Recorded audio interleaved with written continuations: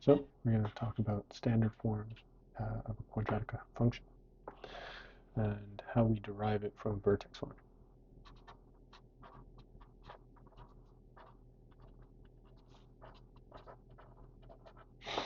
So we know that the vertex form is a bracket x minus e squared plus q,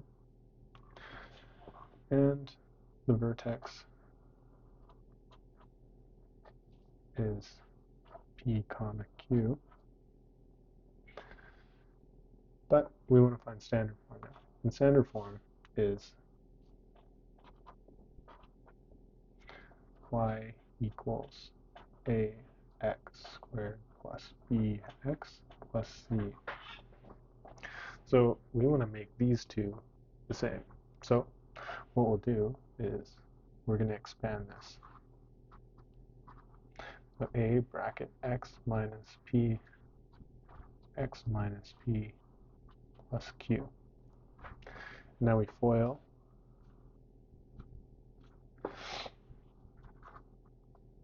We have a bracket x squared minus, well, there's xp and another xp, so 2xp plus p squared plus q. So what we'll do now is we're going to distribute the a through. So we have y equals a x squared, and then we had 2, so minus 2a p x, I'm going to move that x onto the end of this, plus a p squared plus q.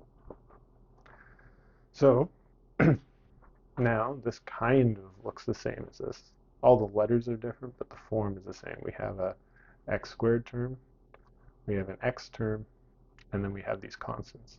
So that's our a, so we can see that standard and vertex form are and have the same a form. But b looks a little bit different. So let's resolve b. So let's say b equals negative 2ap. But what if we solve for p and we just say minus 2a is divided out from both sides? So we see that p equals minus b over 2a. But this is our vertex, right? This is the x component of our vertex. So we can actually just from standard form read off the p-value of the vertex if we know a and b. So that's pretty useful. So we'll just say that x is equal to negative that in our vertex. The q value of the vertex is quite jumbled, and it's not really as beneficial. But if we wanted to find what q is, we'd take this and we'd substitute it into our standard form. I'm not going to do that right now, but it's not very difficult.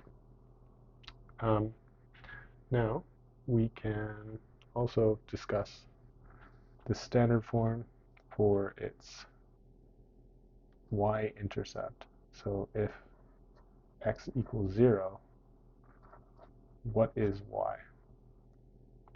So we just say y equals a 0 squared plus b times 0 plus c.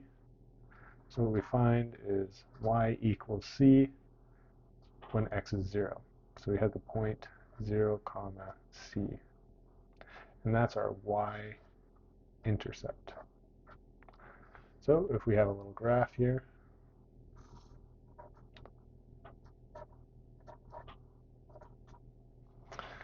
this point, if a parabola, let's say a is negative,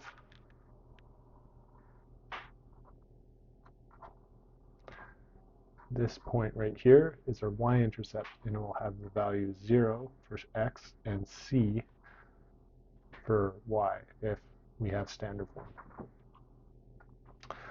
form. This just has a negative a value, so the negative, it has to open downwards if it's negative. But we can also have another graph. Let's do a little one right here. We'll say the parabola opens like this.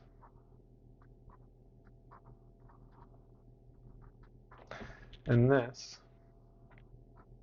is our vertex, and it has the value negative b over 2a comma, and then we'll leave it as q.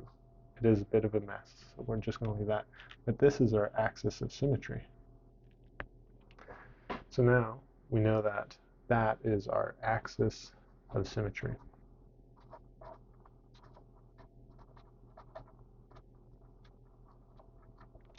And this is how we essentially derive standard form from vertex form.